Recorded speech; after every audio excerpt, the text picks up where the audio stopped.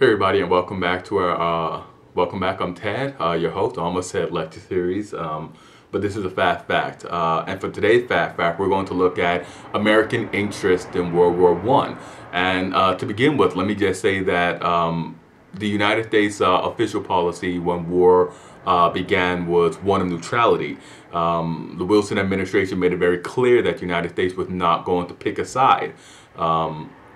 And they did all they could to diplomatically, to at least on paper, and also in speeches, reiterate that point to the American populace.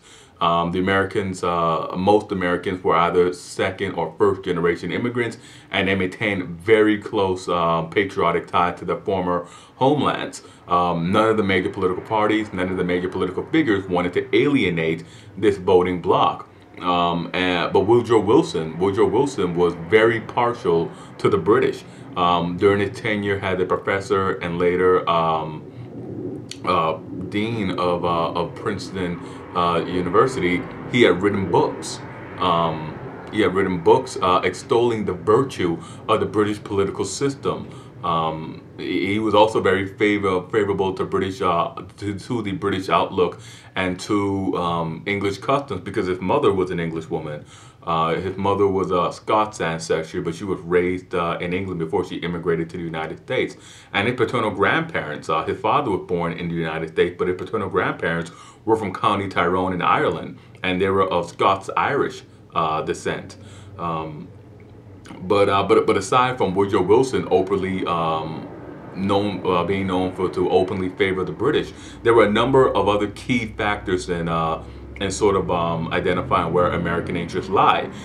One was that had the United States sent shipment, had they openly traded, they openly sent cargo ships to trade with the belligerent powers, Great Britain, France, and the German Empire. The geography of France and England being closer to the United States made it far more likely that they would intercept the American ships en route to Germany. It became this sort of like it became this sort of open situation where the only way you could make it to Germany was if a British sea captain allowed you to make it to Germany. What the British and the French took to doing was they would stop a ship, and a move reminiscent of the old stop and seizures that sort of led to the quasi-war and the War of 1812. They would stop American shipping and ask the captains where they were going. If they said England or France, they would escort them to an English or French port. If they said they were going to Germany, they would simply escort the American ships to an English or French port and simply buy the entire cargo. A lot of American captains and a lot of ship owners grumbled at this high-handed measure by the British and the French, but they didn't grumble too loudly because after all, they did pay for the cargo. Great Britain and France, in adopting this measure, they quickly exhausted their reserves of American currency. And rather than simply try to get these merchantmen, these captains, to allow them to buy this on credit, they simply turned to American financiers and attempted to get these American financiers to loan them money. They began to take out these large loans from American financiers so that they can continue financing their redirection campaign, their stop and seizure redirection campaign to prevent American goods from making it to Germany.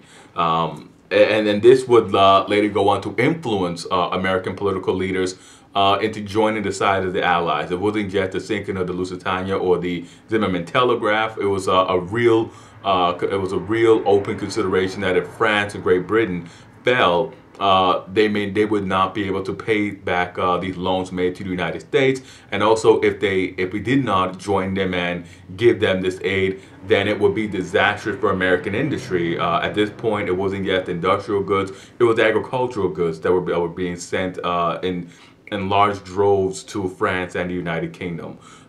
So those are some of the special considerations of the American interest in joining the Allies during World War I. And as always, I'm Ted. Hit like, subscribe, and comment, and let me know what you thought about this fast fact.